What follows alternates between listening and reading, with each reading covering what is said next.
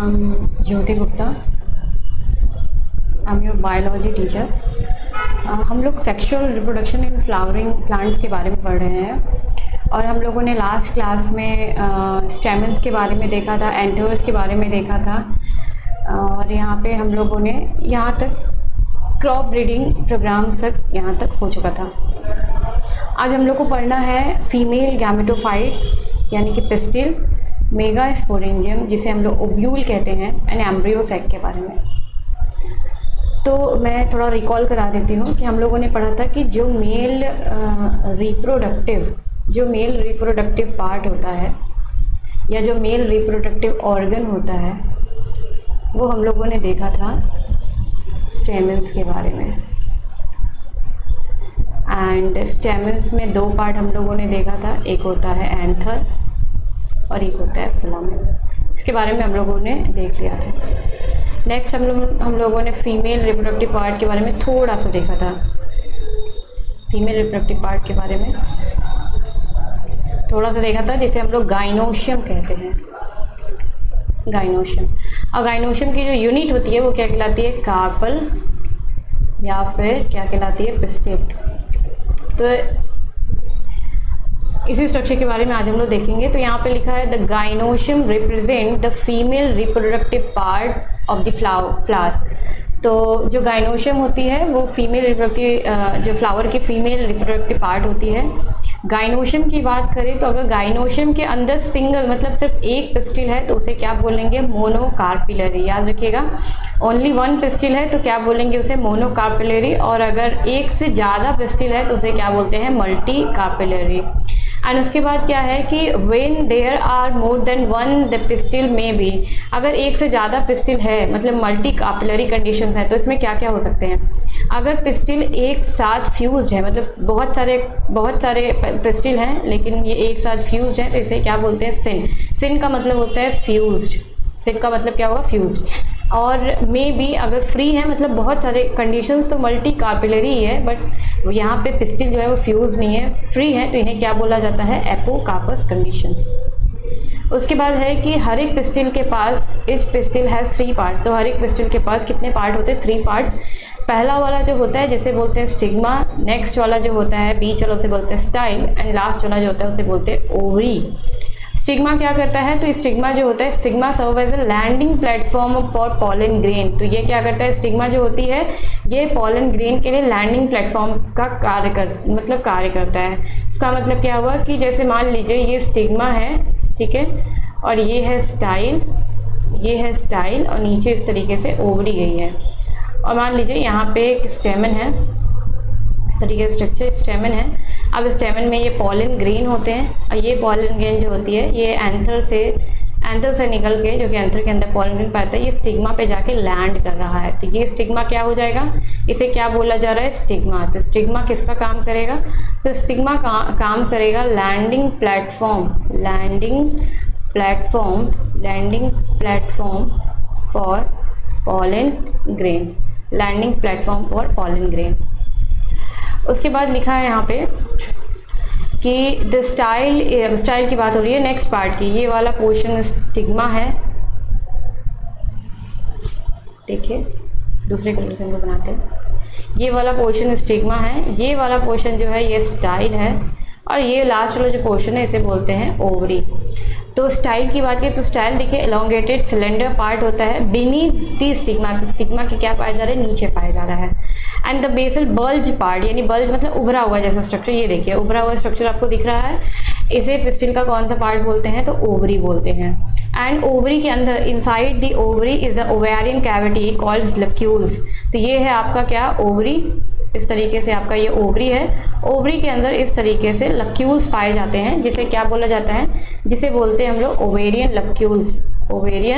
लक्यूल्स बोलते हैं, या फिर क्या बोलते हैं, ओवेरियन कैविटी कहते हैं, ओवेरियन कैविटी। और इसी ओवेरियन कैविटी के अंदर क्या होता है, इसी ओवेरियन कैविटी के अंदर होता है एग, जो कि किसकी तरफ काम करती है, फीमेल गैमेट्स की तरफ। फिर उसके बाद दिया है the placenta is located inside the ovarian cavity. तो इसी ओवेरियन कैविटी के अंदर क्या होता है, प्लेसेंटा होता है, recall the definition types of presentation. तो आपने क्लास 11th जब आप पढ़े होंगे तो वहाँ पे प्रेजेंटेशन के बहुत सारे टाइप दिए हुए हैं, तो आई थिंक आपने पढ़ा होगा। ओके, नेक्स्ट बात करें यहाँ तक, तो यहाँ तक आई थिंक क्लियर हो ही गया होगा। उसके बाद देखिए यहाँ पे जैसे स्ट्रक्चर दिया हुआ है, स्ट्रक्चर की बात करें यहाँ पे, तो देखिए स्ट्रक्चर,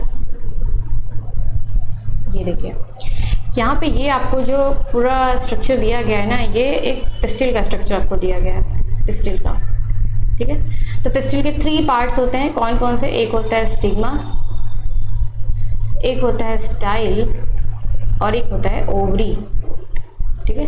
बिल्कुल हम लोग थ्रू दी एनसीईआरटी चल रहे हैं, जो एनसीईआरटी में दिया है वही हम लोग पढ़ रहे हैं, और वही इम्पॉर्टेंट है। तो देखिए ऊपर का पार्ट, सबसे पहला पार्ट आपको क्या दिख रहा है? स्टिग्मा, ये हो गया फर्स्ट। बीच का सिलेंडर स्ट्रक्चर आपको क्या दिख रहा है? स्टाइल, ये हो गया सेकंड। और ये वाला पोर्शन क्या हो गया? थर्ड, जिसे बोलते हैं ओवरी। और पूरा का पूरा जो प्लांट होता है वो किस पे बेस्ड होता है? वो थैलमस के ऊपर बेस्ड होता है। थैलमस के ऊपर क्या होता है? वो बैठा होता है। उसके बाद बात करें तो स्टिग्मा का काम क्या होता है? तो स्टिग्मा क्या करती है? Landing platform of pollen grain, landing platform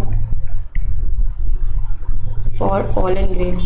ये किसके लैंडिंग का काम करती है? तो जो पॉलन ग्रेन होता है उसके लिए लैंडिंग प्लेटफॉर्म का काम करती है। स्टाइल के बारे में हम लोग देखेंगे। ओवरी के बारे में हम लोगों ने अभी पढ़ा कि ओवरी के अंदर एक कैविटी पाई जाती है जिसे बोलते हैं ओवेरियन कैविटी, जिसे क्या बोलेंगे? Ovarian cavity. और इसी ओवेरियन कैविटी के अंदर होता है ओवेरियन लोक्यूल, ओवेरियन लिक्यूल कहते हैं, ओवेरियन लिक्यूल। उसके बाद देखिए ये वाला कंडीशन देखिए, ये है आपका, ये क्या है आपका? ये है आपका सिंपल सा सिंगल पिस्टल है, सिंगल पिस्टल है, ठीक है। ये वाला जो आपको कंडीशन दिख रहा है बी वाला, ये है मल्टी कार्पिलरी का एग्जाम्पल, मल्टी कार्पिलरी का एग्जाम्पल है। और मल्टी कार्पिलरी में भी क्या है? सिनकार्पस। सिनकार्पस का मतलब क्या हुआ कि इसमें जो आपको पिस्टल दिख रहे हैं इस तरीके से, ये देखिए फ्यूज्ड है, ये देखिए सारे एक जगह जाके क्या हो गए? फ्यूज्ड हो गए, ये देखिए। तो अगर बहुत सारे पिस्टल होते हैं तो उसे क्या बोलते हैं? मल्टी कार्पिलरी। और अगर बहुत सारे पिस्टल आपस में फ्यूज्ड हैं तो उसे क्या बोलेंगे? सिनकार्पस। क्लियर है? ये देखिए सी वाला कंडीशन, सी वाले कंडीशन की बात करें तो यहाँ भी ये कंडीशंस क्या है? यहाँ पे भी आपको मल्टी कार्पिलरी ही दिख रहा है, मल्टी कार्पिलरी ही कंडीशंस है। बट यहाँ पे देखिए फ्यूज नहीं है, सब एक दूसरे से अलग अलग हैं, देखिए सब एक दूसरे से अलग अलग हैं। तो जब सब फ्री होते हैं तो उसे क्या बोलते हैं हम लोग? Apocarpous, apocarpous, apocarpous. अब देखिए यहाँ पे ये आपको किसका स्ट्रक्चर दिया गया है? तो ये आपको स्ट्रक्चर दिया गया है पूरा ओव्यूल का स्ट्रक्चर दिया गया है, ठीक है। ओव्यूल में देखिए ये वाला, ये जो आपको दिखाया गया है ये आपका कौन सा ओव्यूल है? तो ये एनाट्रोपस ओव्यूल दिया हुआ है आपको बुक में, एनाट्रोपस ओव्यूल। तो एनाट्रोपस ओव्यूल में क्या है कि ये जो आपको नीचे बेस का पार्ट दिख रहा है उसे बोलते हैं चैलेंजल पोर, और जो सबसे अपर पार्ट टिप पे जो दिखता है उसे बोलते हैं माइक्रोपाइल। एंड उसके बाद बात करें तो जो हमारा ओव्यूल, जो हमारा ये न्यूसेलस होता है उसके ऊपर कवरिंग होती है, बाहर की तरफ जो कवरिंग होती है उसे बोलते हैं आउटर इंट्यूगमेंट, एंड अंदर की तरफ जो कवरिंग होती है उसे बोलते हैं इनर इंट्यूगमेंट। और इसके अंदर एक स्पोरोफिटिक टिश्यूज होता है, स्पोरोफिटिक टिश्यूज जैसा होता है उसे बोलते हैं न्यूसेलस। याद रखिएगा न्यूसेलस की जो पोलाइडी होती है वो 2n होती है। और बीच का जो आपको स्ट्रक्चर दिख रहा है इसे बोलते हैं एम्ब्रियोसाइट। आगे पढ़ेंगे और क्या क्या होता है, ये नॉर्मल फिगर यहाँ पे दिया गया है, ठीक है। चलिए नेक्स्ट देखते हैं हम लोग। Okay,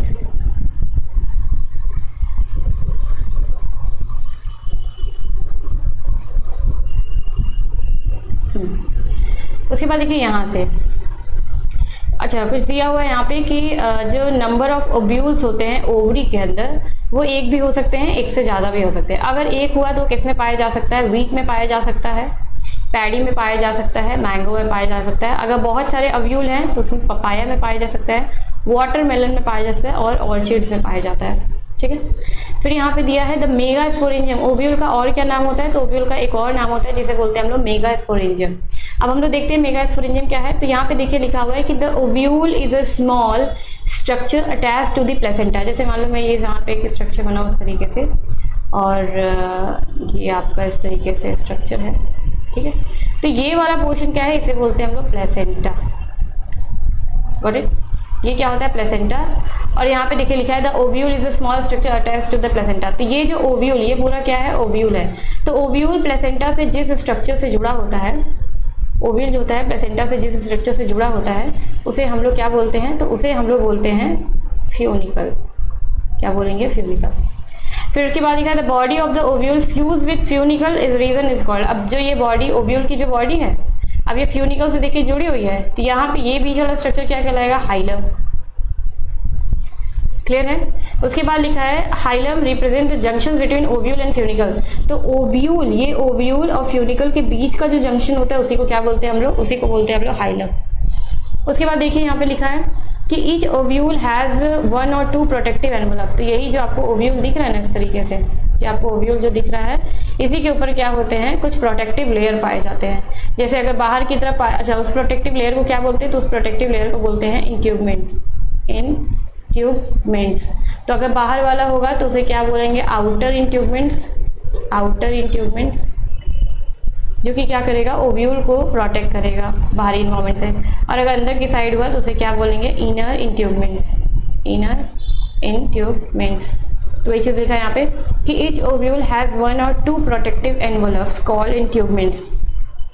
Intubements encircle the nucleus except at the tip where a small opening called the micropyle। मतलब देखिए यहाँ पे ये आपको पोर्शन देखिए खाली दिख रहा है, यहाँ पे आपको इंट्यूबमेंट्स नहीं दिखेगा। तो यहाँ पे इंट्यूबमेंट नहीं दिखता है तो उस रीजन को हम लोग क्या बोलते हैं? माइक्रोपाइल, क्योंकि यहीं से पॉलन ट्यूब की एंट्री होगी। तो अगर यहीं पे इंट्यूबमेंट पाया जाएगा तो फिर पॉलन ट्यूब कैसे ओव्यूल के अंदर आ पाएगा? तो इसीलिए ये जो खाली स्पेस होता है इसे क्या बोलते हैं हम लोग? माइक्रोपाइल। और ये याद रखिएगा ओव्यूल की सबसे टिप पॉइंट होती है, ये ओव्यूल की क्या होती है? सबसे टिप पॉइंट होती है, सबसे ऊपर वाली पार्ट, टॉप फ्लोर जिसे बोलते हैं। अच्छा, उसके बाद लिखा है ऑपोजिट द माइक्रोपाइल एंड। तो माइक्रोपाइल एंड का अपोजिट क्या हो सकता है? ये वाला पोर्शन हो सकता है, तो इसे हम लोग क्या बोलते हैं? इसे बोलते हैं चालेजल एंड। ऊपर वाले पोर्शन को क्या बोलेंगे? माइक्रोपाइल। उसके अपोजिट क्या बोलेंगे? Chalazal end. फिर यहाँ पे चालेजा देखिए, opposite the micropyle is the chalaza represent the basal part of the ovule. तो tip part of the ovule किसे बोलेंगे? माइक्रोपाइल को। और basal part of the ovule किसे बोलेंगे? चालेजल एंड को। यहाँ तक क्लियर है आपको? ठीक है, आगे बढ़ा जाए। तो आगे देखिए यहाँ पे लिखा है enclose with the integument is a mass of cells called the nucellus. अब देखिए इसी यहाँ पे मैं पीछे स्ट्रक्चर ले जाती हूँ, वहाँ पे क्लियरली दिया हुआ है।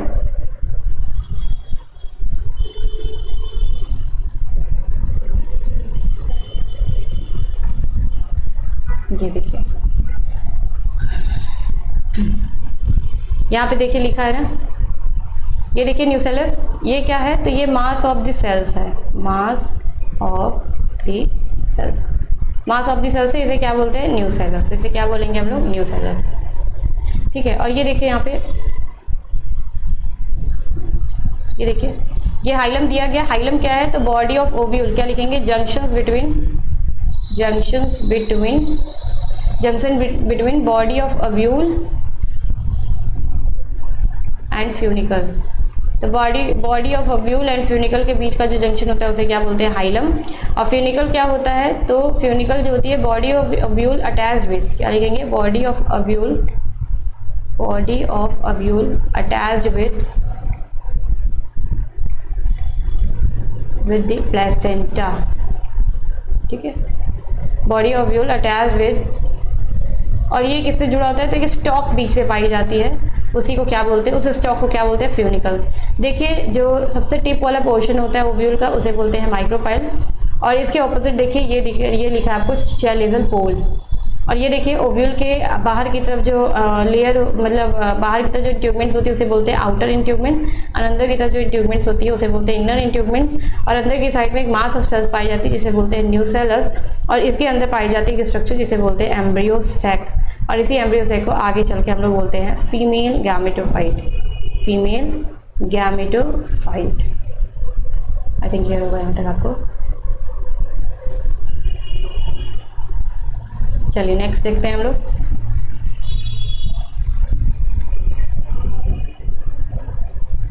देखिए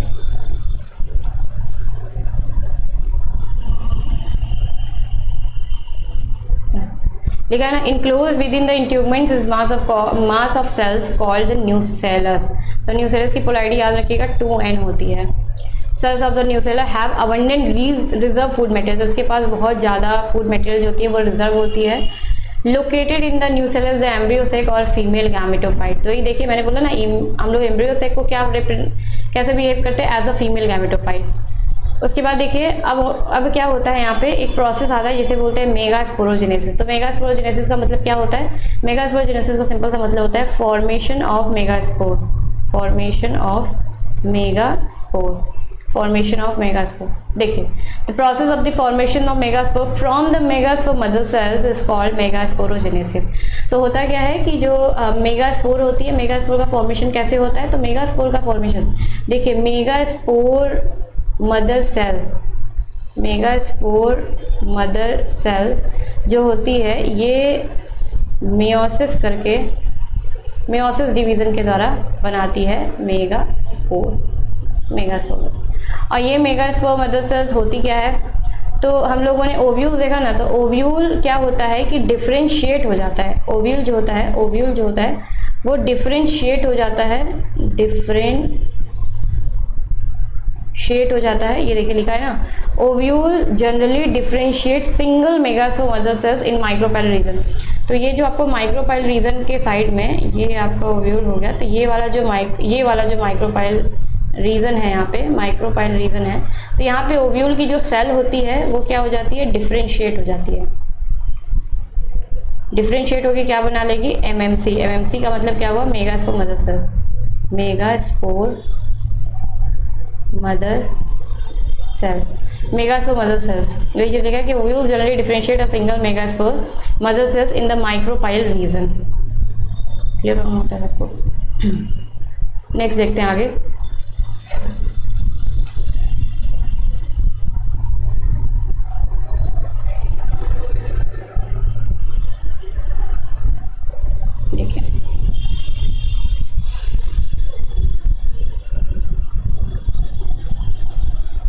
Of the nucleus, it is a large cells containing dense cytoplasm and a prominent nucleus. The MMC undergo meiotic division. तो meiotic division से कितने मेगास्पोर बनेंगे, तो 4 मेगास्पोर।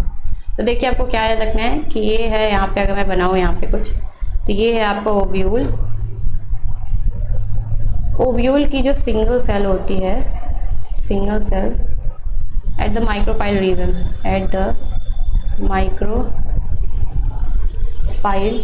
रीजन। तो माइक्रोपाइल रीजन के साइड में, माइक्रोपाइल रीजन के साइड में जो आपकी सेल होती है वो क्या हो जाती है, आगे चल के डिफरेंशिएट हो जाती है। तो आगे चल के क्या हो जाएगी, डिफरेंशिएट हो जाएगी, डिफरेंशिएट हो जाएगी और क्या बनाएगी, एमएमसी, एमएमसी। ठीक है, एमएमसी ये क्या है, 2n है, और एमएमसी का मतलब क्या होता है, megaspore mother cell, megaspore mother cell. अब ये मेगास्पोर मदर सेल्स में क्या होता है, तो होगा मियोटिक डिवीजन, मियोटिक डिवीजन। और मियोटिक डिवीजन से कितने मेगास्पोर बनेंगे, तो 4 बनते हैं, 1 2 3 4। अब देखिए एमएमसी में क्या क्रोमोसोम का नंबर है, 2n है, लेकिन हो रहा है मियोसिस। तो मियोसिस होने के बाद 4 ऑफस्प्रिंग बनते हैं, और मियोसिस में जो क्रोमोसोम का नंबर होता है वो अपनी पेरेंट से आधा हो जाता है, हाफ हो जाता है। तो यहाँ पे देखिए 2n है, तो यहाँ पे क्या हो जाएगा सब में n, ये बन गया आपके 4 मेगास्पोर। तो 4 मेगास्पोर इस तरीके से अरेंज होते हैं। अब देखिए ध्यान दीजिएगा कि 4 मेगास्पोर में से 3 जो होते हैं वो खत्म हो जाते हैं, डीजनरेट हो जाते हैं। 3 क्या होंगे, डीजनरेट, या फिर क्या बोल सकते हैं, डिस्ट्रॉय। ठीक है, तो 3 क्या हो गए, डीजनरेट हो गए। अब बच गया 1, तो जो आपका 1 बचता है ना, इसी को बोलते हैं हम लोग फंक्शनल मेगास्पोर, फंक्शनल मेगास्पोर बोलते हैं। ठीक है, याद रखिएगा ये n नंबर में। तो देखिए क्या लिखा हुआ है, MMC undergo meiosis, meiosis result in the production of 4 megaspore. अब फीमेल गैमेटोफाइट की बात करते हैं। फीमेल गैमेटोफाइट याद रखिएगा, इसको और क्या बोलते हैं, तो इसको बोलते हैं एम्ब्रियो सेक। आगे पढ़ेंगे हम लोग एम्ब्रियो सेक। तो यहाँ पे लिखा है in a majority of flowering plants one of the megaspore is a functional. तो देखिए 3 डीजनरेट हो गए ना, 1 बच गया, वाइल द अदर 3 डीजनरेट। देखिए 3 डीजनरेट हो गया, बने थे 4 बट 3 क्या हो गया, डीजनरेट, और 1 बच गया फंक्शनल। तो उसी को ओनली द फंक्शनल मेगास्पोर, जो बच गया है उसी को क्या बोलेंगे, फंक्शनल मेगास्पोर। यही आगे डेवलप होकर क्या बनाएगा, फीमेल गैमेटोफाइट, जिसे देखिए और क्या बोलते हैं, एम्ब्रियो सेक। अब क्योंकि यहाँ पे एक ही मेगास्पोर यानी कि स्पोर बचा हुआ है, एक ही मेगास्पोर बचा हुआ है, इसलिए इस टाइप के डेवलपमेंट को क्या बोलते हैं हम लोग? मोनोस्पोरिक डेवलपमेंट बोलेंगे। अगर 2 से बनता तो बाइस्पोरिक, 3 से बनता तो ट्राइस्पोरिक, 4 से बनता तो टेट्रास्पोरिक, क्योंकि यहाँ पे एक ही मेगास्पोर बचा हुआ है और एक ही मेगास्पोर से किसका डेवलपमेंट होगा? फीमेल गैमेटोफाइट का, फीमेल गैमेटोफाइट का, या फिर इसको और क्या बोलते हैं? Embryo sac, embryo sac. तो एक ही मेगास्पोर से बन रहा है, एक ही बचा हुआ है जो कि फंक्शनल है, तो इसलिए इसे क्या बोलते हैं? Monosporic development. फिर लिखा है what will be the polarity of the cells of the nuclear MMC. तो एमएमसी का याद रखिएगा पोलैरिटी 2n होगा, याद रखिएगा। एंड द फंक्शनल मेगास्पोर की बात करें तो इसका n हो जाएगा, और फीमेल गैमेटोफाइट में अभी हम लोग देखेंगे आगे। क्लियर हुआ यहाँ तक आपको? नेक्स्ट देखिए,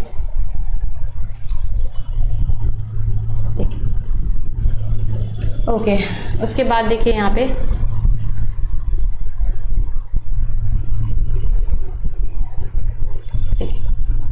उसके बाद दिखा, अच्छा जो फंक्शनल मेगास्पोर बचा है देखिए, ये है आपका फंक्शनल मेगास्पोर और इसके अंदर एक न्यूक्लियस है, इसे क्या बोल रहे हैं? फंक्शनल मेगा, 3 तो डी जनरेट हो गए ना, मेगास्पोर। लिखिए, देखिए लिखा है the nucleus of the functional megaspore divides mitotically to form 2 nuclei. तो अब इसके अंदर क्या हुआ है? 1 माइटोटिक डिवीजन होगा, 1 माइटोटिक डिवीजन। 1 माइटोटिक डिवीजन होंगे तो कितने बनेंगे? 2। क्योंकि माइटोटिक हुआ है तो जो क्रोमोसोम यहाँ होगा नंबर, वही क्रोमोसोम यहाँ भी पाया जाएगा।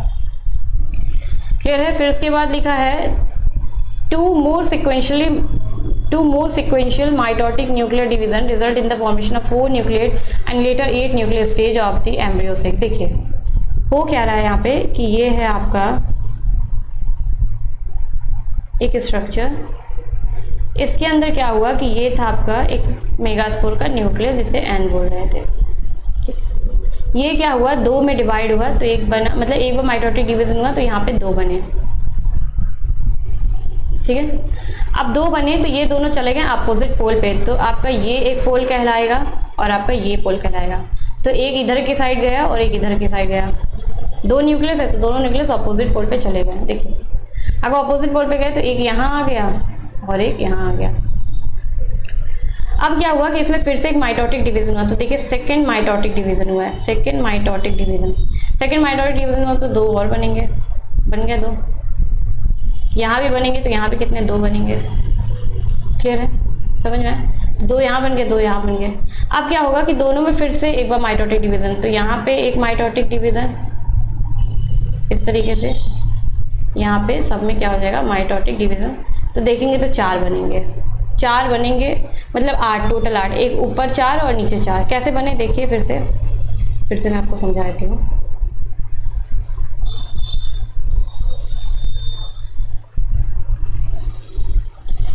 देखिए यहाँ पे ये है आपका मेगास्पोर, वो भी कैसा मेगास्पोर? तो फंक्शनल मेगास्पोर, फंक्शनल मेगास्पोर। अभी ये इसके जो न्यूक्लियस है वो सेंटर में है। तो एक बार माइटोटिक डिवीजन हुआ तो यहाँ पे लिखेंगे first mitotic division, first mitotic division हुआ है तो इसी के अंदर मेगास्पोर के अंदर 2 बनेंगे जो कि सेंटर में होंगे। अब ये चले जाएंगे मूव टू अपोजिट पोल, तो ये चले गए अपोजिट पोल के साइड। देखिए ये चले गए अपोजिट पोल के साइड, तो ये हो गया आपका, एक यहाँ आ गया, एक यहाँ आ गया। अब यहाँ पे होगा सेकेंड माइटोटिक डिवीजन, तो यहाँ पे होगा सेकेंड माइटोटिक डिवीजन। जब सेकेंड माइटोटिक डिवीजन होगा तो 1 से 2 बन रहे हैं तो यहाँ पे 2 हो जाएगा, नीचे भी क्या हो जाएगा? 2 हो जाएगा, क्योंकि एक ही माइटोटिक डिवीजन में दोनों हो रहे हैं ना। तो आप ऐसे कंसीडर मत करिएगा कि एक ऊपर हो रहा है माइटोटिक एक नीचे, नहीं, ये दोनों एक ही माइटोटिक डिवीजन से बने हैं तो एक ही बार माइटोटिक होगा, इनमें 4 बन गए। अब वो मतलब 2 ऊपर 2 नीचे। अब यहाँ पे क्या हो गया? Third mitotic division. अब देखिए थर्ड माइटोटिक डिवीजन होगा यहाँ पे, तो 2 तो थे ही, तो 2 से कितने बनेंगे? मतलब जैसे मान लीजिए एक ये है, एक ये है, एक ये है, एक ये है, सब में माइटोटिक एक साथ ही होगा, तो इससे बनेंगे 2, इससे बनेंगे 2, इससे बनेंगे 2 और इससे बनेंगे 2, तो टोटल कितने हो गए 8। 8 क्या न्यूक्लियस। क्लियर है। अब इसके बाद देखिए अब क्या होगा कि यहाँ पे 4 और यहाँ पे 4, यही है, यहाँ पे 4, ऊपर की साइड में 4 और नीचे की साइड में 4। अब क्या होगा कि एक एक आएंगे अपने सेंटर में, तो ये पेन कुछ और लेना पड़ेगा। ये हो गया सेंटर में, एक यहाँ से आया ऊपर से और एक नीचे से आया सेंटर में। तो अब देखिए स्ट्रक्चर क्या बनेगा, यहाँ बनाती हूँ। तो अब स्ट्रक्चर आपका कुछ ऐसा बनेगा, ये बनेगा आपका कि 3 ऊपर बच गए हैं, 1 2 एंड 3 नीचे बच गया 1 2 एंड 3 एंड 2 यहाँ पे बच गए सेंटर में। अब इसके बाद क्या होगा कि ये न्यूक्लियस है ना, न्यूक्लियस बनने के बाद क्या होगा कि यहाँ पे डिवाइड होगा साइटोप्लाज्म। तो साइटोप्लाज्म डिवाइड होगा तो यहाँ पे अब सेल बन जाए, सेल वॉल बन जाएगी। तो ये बन गई यहाँ पे सेल वॉल, नीचे बन गई सेल वॉल। तो जहाँ सेल वॉल बन गया अब वो क्या होगा, 1 सेल कंसीडर होगा। और ये आपको कुछ बड़ी सी सेल दिख रही है जहाँ पे ये बीच वाली पाई जा रही है। अच्छा बीच वाले क्या हैं, बीच वाले जो न्यूक्लियस आए वो पोल से आए, तो इसलिए क्या बोलते हैं पोलर न्यूक्लियाई। कितने पोलर न्यूक्लियाई, तो 2। तो क्या लिखेंगे 2 पोलर न्यूक्लियाई, 2 पोलर न्यूक्लियाई। और क्योंकि ये जो है ये सेंटर में है और सेल वॉल का फॉर्मेशन हो गया है, तो अब इसे क्या बोलते हैं, तो अब इसे हम लोग बोलते हैं central cell. Central cell, central cell बनेगा। देखिए यहाँ पे 2 मोर सिक्वेंशली, तो टोटल याद रखिएगा टोटल 3 माइटोटिक डिवीजन हो रहा है, 3 माइटोटिक, 3 बार माइटोटिक डिवीजन हो रहा है। तो 2 more sequential mitotic nuclear division result in the formation of 4 nuclear and later 8 nuclear stage of the embryo cell. तो ये पूरा स्ट्रक्चर अब आपका क्या कहला रहा है, ये पूरा स्ट्रक्चर जो आपका कहला रहा है इसे बोल रहे हैं हम लोग एम्ब्रियो सेक। एम्ब्रियो सेक फिर लिखा it is of interest to note that this mitotic division are strictly free nuclear, that is, तो क्या हो रहा है, पहले न्यूक्लियस का डिवीजन होता है, पहले कैरियोकाइनेसिस होती है, उसके बाद साइटोकाइनेसिस होती है। तो लिखा after the 8 nuclear stage cell wall are laid down leading to the organisations of the typical female gametophyte और एम्ब्रियो सेल। इस पूरे स्ट्रक्चर को हम लोग क्या बोल रहे हैं, इस पूरे स्ट्रक्चर को हम लोग बोल रहे हैं यहाँ पे female gametophyte. Female gametophyte, I think आपको विजिबल नहीं होगा यहाँ पे, मैं बोल दे रही हूँ, फीमेल गैमेटोफाइट या फिर क्या बोलते हैं एम्ब्रियो सेक। एम्ब्रियो सेक बोलेंगे। याद रखिएगा पहले होता है यहाँ पे कैरियोकाइनेसिस, यानी सबसे पहले यहाँ पे डिवीजन होगा न्यूक्लियस का और फिर लेटर ऑन डिवीजन होगा यहाँ पे साइटोकाइनेसिस। साइटोकाइनेसिस यानी सेल वॉल का फॉर्मेशन होगा। तो पहले न्यूक्लियस का डिवीजन होगा, उसके बाद यहाँ पे सेल वॉल बनेंगे। अच्छा नेक्स्ट देखिए ये पूरा स्ट्रक्चर जो हम लोग बना रहे थे इस तरीके से, मैं फिर से बना रही हूँ। तो यहाँ पे ये हो गई 3 सेल 1 2 एंड 3, यहाँ पे हो गई 3 सेल 1 2 एंड 3 एंड यहाँ पे हो गई एक सेल बड़ी सी जिसके अंदर 2 न्यूक्लियस हैं, इसके अंदर भी यहाँ पे न्यूक्लियस, यहाँ पे न्यूक्लियस। अब देखिए बात करते हैं कुछ चीज़, तो कुछ चीज़ क्या बात करेंगे यहाँ पे। जैसे ये तो हो गई आपकी सेंट्रल सेल, और सेंट्रल सेल में कितने न्यूक्लियस, तो सेंट्रल सेल में 2 पोलर न्यूक्लियाई। पूछता है कि ये जो पहली बात कि ये जो स्ट्रक्चर है इस पूरे स्ट्रक्चर को क्या बोलेंगे, फीमेल गैमेटोफाइट। फीमेल गैमेटोफाइट बोलेंगे या फिर इसे क्या बोलते हैं, एम्ब्रियो सेक बोलते हैं, एम्ब्रियो सेक। अब पूछ लेता है कि ये कितने न्यूक्लियस और कितने सेल्स वाले स्ट्रक्चर होती है। तो देखिए क्या आपको 3 सेल्स ऊपर दिख रहा है, 1 2 3 4 5 6 और ये पूरा बड़ा सेल 7। तो कितने आपको सेल्स देख रहे हैं, तो 7 सेल्स दिख रही है। न्यूक्लियस काउंट करिए, न्यूक्लियस अगर काउंट करेंगे आप तो न्यूक्लियस देखिए, न्यूक्लियस में ये 1 न्यूक्लियस, ये 2 न्यूक्लियस, ये 3 न्यूक्लियस, ये 4, ये 5, ये 6, ये 7 और 8। तो न्यूक्लियस कितने हो गए, 8 न्यूक्लियस, 8 न्यूक्लियस। तो इन पूरे स्ट्रक्चर को क्या बोलते हैं, 7 सेल्स 8 न्यूक्लियस स्टेज को क्या बोलते हैं, फीमेल गैमेटोफाइट या क्या बोलेंगे, एम्ब्रियो सेक, जो यहाँ लिखा हुआ है। फिर लिखा है 6 of the 8 nuclear are surrounded by the cell wall are organised. 6 मतलब 8 न्यूक्लियर में 6 देखिए, ये पूरा 6, ये पूरा 6, ये सेल वॉल से देखिए घिरे हुए हैं, ये पूरा एक सेल वॉल से घिरा है, ये दूसरा सेल वॉल से घिरा है, ये थर्ड सेल वॉल, ये फोर्थ, ये फिफ्थ, ये सिक्स, तो 6 सेल हुए ना, 6 सेल। फिर लिखा the remaining 2 nuclei called polar, तो बीच के देखिए न्यूक्लियाई बच गए न्यूक्लियस, इन्हें क्या बोला जाता है, polar nuclei. And situated below the egg apparatus in the large central cell, तो ये कहाँ पे सिचुएटेड होते हैं, तो ये एग एपरेटस के नीचे सिचुएटेड होते हैं। तो अब देखिए यहाँ पे, अब यहाँ पे एक चीज़ और समझने वाली है, क्या समझने वाली है, ये जो आपको नीचे वाला पार्ट यहाँ पे दिख रहा है इसे बोलते हैं चैलेजल एंड, ठीक है, क्या बोलेंगे, चैलेजल एंड। और ये जो ऊपर वाला पार्ट आपको दिख रहा है इसे क्या बोलते हैं, micropyle and. Micropyle and, micropyle and में क्या होता है कि यहाँ पे 3 सेल्स पाए जाते हैं, चैलेजल एंड में 3 सेल्स पाए जाते हैं, बीच में पाया जाता है सेंट्रल सेल। देखिए माइक्रोपाइल सेल्स के नीचे ही, बिलो, क्या नीचे आपको मिल रहे हैं सेंट्रल सेल, देखिए लिखा है,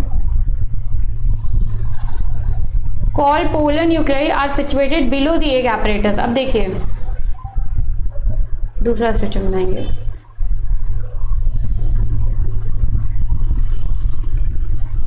देखिए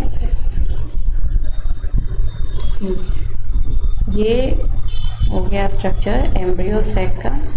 ऊपर वाला रीजन क्या कहलाता है, माइक्रोपाइल एंड, और नीचे वाला रीजन क्या कहलाता है, चैलेजल एंड, ठीक है। चैलेजल एंड में आपको कितने सेल्स देखने को मिलते हैं, 3, ये हो गया 1, ये हो गया 2, ये हो गया 3, और आपको माइक्रोपाइल एंड में भी कितने देखने को मिलते हैं, 3, तो ये हो गया 1, ये हो गया 2, ये हो गया 3, और एक बीच में आपको स्ट्रक्चर देखने को मिलता है जिसे बोलते हैं हम लोग सेंट्रल सेल, और इसमें क्या होते हैं, 2 न्यूक्लियस होते हैं, इसे पोलर न्यूक्लियाई बोलते हैं। तो ये जो आपको 2 सेल्स दिख रहे हैं, ये 1 और 2, इसको हम लोग बोलते हैं सिनर्जिड सेल, सिनर्जिड सेल। और ये सिनर्जिड सेल्स क्या करते हैं, आगे चल के फिलीफॉर्म एपरेटस बनाते हैं, फिलीफॉर्म एपरेटस बनाते हैं, फिलीफॉर्म। जब पॉलन ट्यूब अभी आएगा ना ओवरी के अंदर, ओव्यूल के अंदर, तो ये फिलीफॉर्म एपरेटस ही क्या करते हैं, पॉलन ट्यूब को गाइड करेंगे सिनर्जिड सेल्स की तरफ, ठीक है। और ये जो आपको एक दिख रहा है इसे बोलते हैं हम लोग एग सेल, यही एग सेल क्या कहलाती है, फीमेल गैमेट्स कहलाती है। तो देखिए एग सेल के नीचे ही क्या पाया जा रहा है आपका, सेंट्रल या पोलर न्यूक्लियाई, वही चीज लिखा है यहाँ पे कि the remaining 2 nuclei called polar nuclei are situated below the egg apparatus. तो ये पूरा स्ट्रक्चर आपका क्या कहला रहा है, पूरा स्ट्रक्चर मतलब क्या हुआ, जैसे यहाँ पे 2 सिनर्जिड सेल्स हो गई,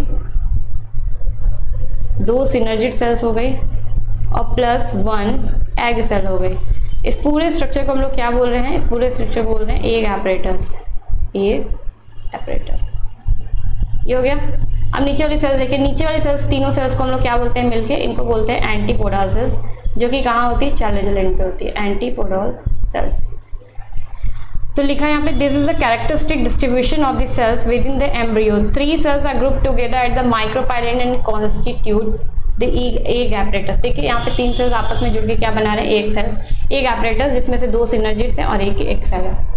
the synergids have special cellular thickening, तो इसके ऊपर क्या होता है कि सेलुलर थिकनिंग पाई जाती है, मतलब इस टाइप का स्ट्रक्चर। ये हो गया आपका सिनर्जिड सेल, ये हो गया एक सेल। तो यहाँ पे क्या होती है कि इन पे सेल की थिकनिंग पाई जाती है, सेलुलर थिकनिंग पाई जाती है, मतलब कुछ इस टाइप के स्ट्रक्चर, इस टाइप के स्ट्रक्चर। इसे क्या बोलते हैं, इसे बोलते हैं हम लोग ये फिलीफॉर्म एपरेटस। क्या बोलेंगे, फिलीफॉर्म एपरेटस, याद रखिएगा, ये आपको सिनर्जिड सेल्स में ही देखने में। The egg apparatus it's turned of 2 synergids and 1 egg cell. The synergids have a special cellular thickening at the micropyle tip called filiform apparatus, which play an important role in guiding the pollen tube in the synergids. वही मैं बोल रही थी कि जब stigma and style से होते हुए pollen tube जब ओवरी के अंदर आएगा, ओवरी के अंदर वो भी किसके अंदर, ओव्यूल के अंदर आएगा, तो क्योंकि माइक्रोपाइल एंड जो है वो ओव्यूल की टॉप एंड मतलब टॉप पोर्शन होती है, वहीं से क्या होता है पॉलन ट्यूब माइक्रोपाइल साइड से एंटर करता है। तो जब ये एंटर करेगा तो इसको सिनर्जिड्स की तरफ भेजने का काम कौन करेगा, यही जो फिलीफॉर्म एपरेटस है ये करते हैं। उसके बाद लिखा 3 cells at the chalazal ends are called antipodals. इसमें से जो 3 सेल्स होते हैं इन्हें क्या बोला जाता है, चैलेजल एंड के साइड, ये होते हैं antipodal cells. The large central cell as mentioned earlier has 2 polar nuclei, that's the typical angiosperm embryo site. तो अब ये पूरा स्ट्रक्चर क्या कहलाएगा, पूरा स्ट्रक्चर जो है वो 7 सेल्स 8 न्यूक्लियस है, और ये पूरा स्ट्रक्चर कहलाता है हमारा एम्ब्रियोसेक या फिर क्या बोलते हैं फीमेल गैमेटोफाइट, या फिर क्या बोलते हैं 8 न्यूक्लियस 7 सेल स्ट्रक्चर। 8 न्यूक्लियस मतलब 8 न्यूक्लियस और क्या पाए जाएंगे 7 सेल्स पाए जाते हैं। क्लियर होगा आपको यहाँ तक?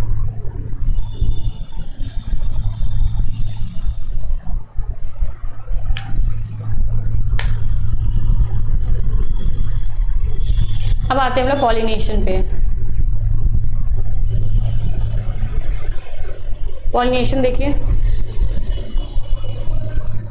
पॉलिनेशन क्या होता है देखिए, यहाँ पे देखिए, pollination is the mechanism to achieve this objective transfer of pollen grain shed from the anther. मतलब जब एंथर से पॉलिन ग्रेन गिर जाता है तो ये कहाँ पहुँचता है, ये पॉलिन ग्रेन का ट्रांसफर कहाँ होता है, स्टिग्मा पर। ये स्टिग्मा किसका पार्ट है, तो पिस्टिल का पार्ट है। तो जब पॉलिन ग्रेन शेड हो जाता है एंथर से और ये ट्रांसफर हो जाता है पिस्टिल के स्टिग्मा वाले पार्ट पे, तो इस पूरे टर्म को हम लोग क्या बोलते हैं, पॉलिनेशंस। क्या बोलेंगे, पॉलिनेशन। फिर यहाँ पे लिखा हुआ है कि flowering plants have evolve an amazing array of adaptations to achieve pollinations. फिर यहाँ पे देखिए kinds of pollinations depending on the source of pollen, मतलब पॉलन के सोर्स पे पॉलिनेशंस को डिवाइड किया गया है 3 टाइप्स में। पहला डिवाइड किया गया है, पहला बोला गया है ऑटोगैमी। देखिए ऑटोगैमी क्या होता है, तो ऑटोगैमी में आपको दिया क्या है, ऑटोगैमी में दिया है in this type pollination is achieved with in the same flower, within the same flower transfer of pollen grain from the anther to the stigma of the same flower. In a normal flower which opens and exposes the anther and the stigma, complete autogamy is rather rare, and autogamy such flowers require synchrony in pollen release and stigma receptivity, and also the anther and the stigma should। अब देखो क्या मतलब है, इतना क्या लिखा हुआ है। देखिए मान लीजिए ये एक बाईसेक्सुअल फ्लावर है, बाईसेक्सुअल फ्लावर है तो मतलब क्या हुआ, बाईसेक्सुअल फ्लावर है तो इसका सीधा सा मतलब ये हो गया कि यहाँ पे मेल और फीमेल दोनों पार्ट पाए जाएंगे। देखिए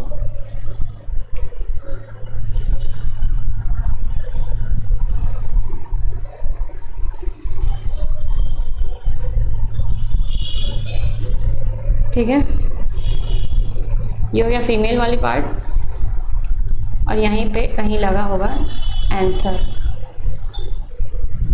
इस तरीके से, तो ये हो गया एंथर या स्टेमन बोल सकते हैं।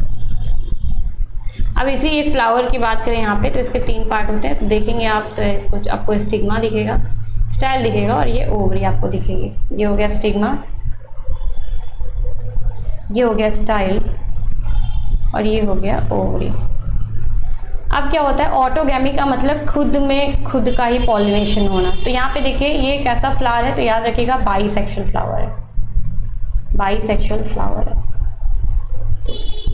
बाईसेक्सुअल फ्लावर है। तो देखिए यहाँ पे क्या हुआ, यहाँ पे बनेंगे आपके पॉलन ग्रेन, और ये पॉलन ग्रेन कहाँ चले जाएंगे, तो इसी के स्टिग्मा पे चले जाएंगे। तो जब इसी के स्टिग्मा पे जाते हैं तो इसे क्या बोलते हैं हम लोग, बाईसेक्सुअल फ्लावर। तो pollination achieved with the same flower transfer of pollen grain from the anther to the stigma of the same flower in a normal flower which opens and exposes the anther and the stigma। तो autogamy का मतलब सीधा सा ये हो गया कि यहाँ पे आपको बताया जा रहा है कि जो स्टिग्मा है मतलब बाईसेक्सुअल फ्लावर है, बाईसेक्सुअल फ्लावर का मतलब क्या हुआ, बाईसेक्सुअल फ्लावर का मतलब ये हुआ कि इसमें मेल और फीमेल दोनों पार्ट एक साथ पाए जा रहे हैं, मेल और फीमेल फ्लावर दो मतलब पार्ट एक साथ पाए जा रहे हैं। जैसे यहाँ पे अच्छा ऑटोगैमी किसके अंदर आता है, तो याद रखिएगा सेल्फ पॉलिनेशंस के अंदर आता है। सेल्फ पॉलिनेशन जो होती है वो 2 टाइप से डिफाइन की गई है। एक आपको डिफाइन की गई है जिसे बोलते हैं ऑटोगैमी, ऑटोगैमी, और एक आपको डिफाइन किया गया है जिटैनोगैमी, जिटैनोगैमी, और एक होता है आपका क्रॉस पॉलिनेशन। तो क्रॉस पॉलिनेशन को हम लोग क्या बोलते हैं, क्रॉस पॉलिनेशन को जैसे सेल्फ पॉलिनेशन को ऑटोगैमी एंड यहाँ पे क्या बोला गया जिटैनोगैमी, ऐसे ही अगर मैं बात करूँ यहाँ पे तो यहाँ पे क्रॉस पॉलिनेशन को बोला गया है xenogamy, xenogamy. I think clear होगा आपको, ठीक है। तो बाईसेक्सुअल फ्लावर में आप याद रख सकते हैं जैसे हिबिस्कस हो गया, हिबिस्कस कैसा होता है, बाईसेक्सुअल फ्लावर होता है। क्लियर होगा आपको यहाँ तक। लेकिन अभी क्या हो जाए यहाँ पे, अभी क्या हो जाए कि ये एक फ्लावर है, ये एक फ्लावर था, मान लीजिए यहाँ पे दूसरा फ्लावर है, इसके बगल में ही क्या है, ये दूसरा फ्लावर है, ये है ओवरी और ये स्टाइल और ये है स्टिग्मा, और इसी के बगल में क्या है, एंथर है। अब क्या हो जाए कि यहाँ का जो पॉलन ग्रेन है, देखिए प्लांट तो एक ही है ना, बस फ्लावर क्या है अलग अलग है। तो यहाँ से क्या है कि यहाँ से जो पॉलन ग्रेन है वो उठ के इस स्टिग्मा पे चले जाए।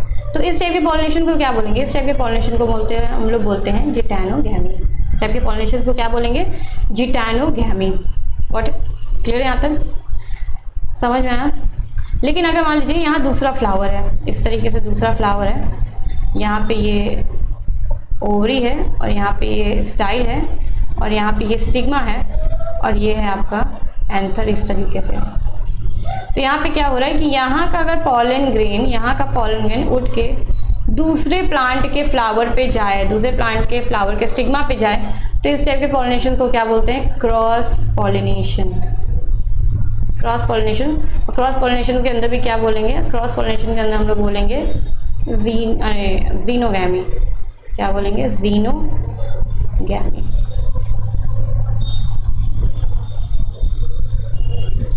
ठीक है। तो ऑटोगैमी का मतलब होता है सेम फ्लावर, ऑटोगैमी का मतलब होता है सेम फ्लावर, एंड यहाँ पे जिटैनोगैमी का मतलब होता है फ्लावर डिफरेंट। जिटैनोगैमी का मतलब देखिए आगे लिखा हुआ है, चलिए आगे देखते हैं, बल्कि इसको इरेज कर देती हूँ।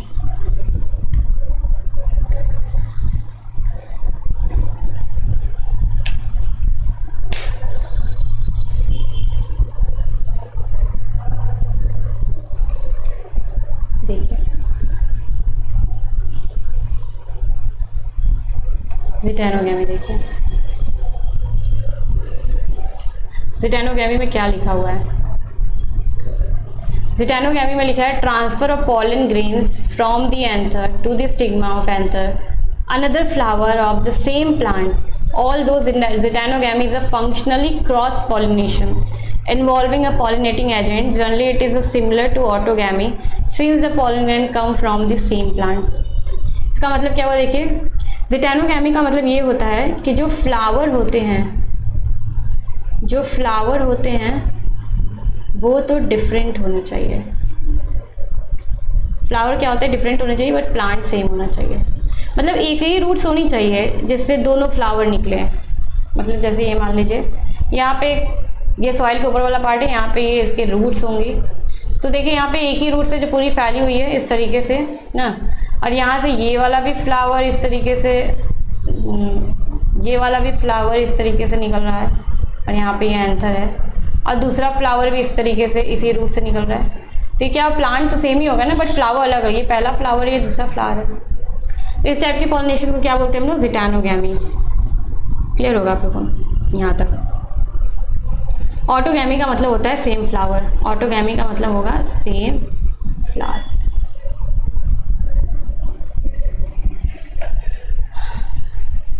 जीनोगैमी का मतलब क्या होता है, transfer of pollen grain from anther to stigma of a different plant. This is the only type of pollination which during pollinations brings genetically different types of pollen grain to the stigma. देखिए यहाँ पे क्या बोल रहा है, xenogamy का मतलब क्या होता है, जीनोगैमी का मतलब ये होता है, वही मैं बोल रही हूँ कि यहाँ पे जैसे मान लीजिए ये एक प्लांट है जिसमें ये इसका फीमेल वाला पार्ट है और यहाँ पे ये एंथर है। ये पहला प्लांट है और पहले प्लांट का फर्स्ट फ्लावर है, और यहाँ पे ये दूसरा प्लांट है, यहाँ इसका फीमेल वाला पार्ट, यहाँ पे एंथर। तो यहाँ पे क्या करना है कि यहाँ पे हमको क्या करना है कि यहाँ का एंथर उठा के हमको इस दूसरे प्लांट के फ्लावर पे डाल देना है। तो डालने के लिए कुछ ना कुछ यहाँ पे एजेंट चाहिए, जिसे हम लोग बोलते हैं पॉलिनेटर एजेंट। देखिए क्या आपको ऐसा कुछ यहाँ पे भी तो लग रहा है जिटैनोगैमी में। देखिए जिटैनोगैमी में क्या हो रहा है कि यहाँ पे ये है इसकी ओवरी, ये है स्टाइल और ये है स्टिग्मा, यहाँ पे ये है इसका स्टेमन, और यहाँ पे ये दूसरा ओवरी और ये स्टाइल और ये स्टिग्मा, और यहाँ पे ये। देखिए यहाँ पे क्या है कि यहाँ पे जो प्लांट है वो सेम प्लांट है, प्लांट तो एक ही है बट फ्लावर डिफरेंट है। बताइए यहाँ से भी तो पॉलन के इस स्टिग्मा पे जाना है, तो यहाँ से जाने के लिए इसको क्या चाहिए, कोई ना कोई एजेंट की जरूरत पड़ेगी, पॉलिनेटर एजेंट की जरूरत पड़ेगी, कोई ना कोई यहाँ पे पॉलिनेटर एजेंट की जरूरत पड़ेगी, जिसे हम लोग यहाँ पे देखेंगे कि एजेंट्स ऑफ पॉलिनेशन क्या हो सकते हैं। जैसे विंड के थ्रू जा सकता है, किसी इंसेक्ट के थ्रू जा सकता है, ठीक है, इस टाइप से ये क्या हो सकता है, जीनोगैमी यहाँ पे हो सकते हैं। तो देखिए ज़िटेनोगैमी भी क्या होता है, देखने से आपको लग रहा है कि ये बिल्कुल जीनोगैमी की तरह है, लेकिन बताइए फंक्शनली मतलब काम तो इसका जीनोगैमी की तरह है, क्योंकि एक जगह से पॉलन उठा के दूसरे जगह दूसरे स्टिग्मा मतलब उसी सेम प्लांट के डिफरेंट फ्लावर भेजना है। तो ऐसा करने के लिए ये एक तरीके का जीनोगैमी दिख रहा है, मतलब फंक्शनली तो आपको दिख रहा है, लेकिन जेनेटिकली देखिए जो इसमें जीन होगा वही जीन तो इसमें पाया जाएगा ना।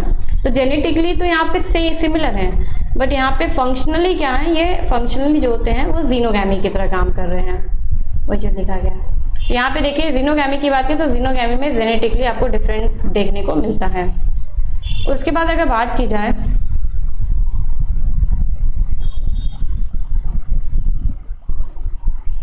अब ये है यहाँ पे कि कंडीशंस क्या हो सकते हैं ऑटोगैमी के लिए। पहले मैं इसको इरेज कर देती हूँ।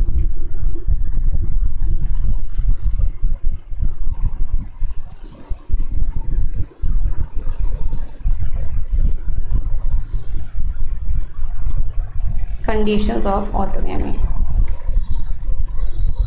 तो ऑटोगैमी के लिए कंडीशन क्या हो सकते हैं। पहला कंडीशन हो सकता है कि अगर आपको मतलब ऑटोगैमी कराना है तो प्लांट कैसा होना चाहिए, बाइसेक्सुअल, मतलब मेल और फीमेल जो फ्लावर हैं, मतलब जो रिप्रोडक्टिव ऑर्गन्स हैं वो क्या होने चाहिए, बिल्कुल आसपास होने चाहिए। तो ऐसा आपको बाइसेक्सुअल फ्लावर में देखने को मिल सकता है। दूसरा क्या हो सकता है कि जिस टाइम पे एंथर मेच्योर हो रहा है, जिस टाइम पे एंथर मेच्योर हो रहा है उसी सेम टाइम पे क्या मेच्योर हो, स्टिग्मा मेच्योर हो। तो सेम हो रहा है, मतलब एंथर भी एक साथ मेच्योर हो रहा है, स्टिग्मा भी एक साथ मेच्योर है। तो इसको बोलते हैं सिनक्रोनाइज। क्या बोलेंगे, सिनक्रोनाइज बोलेंगे, ठीक है।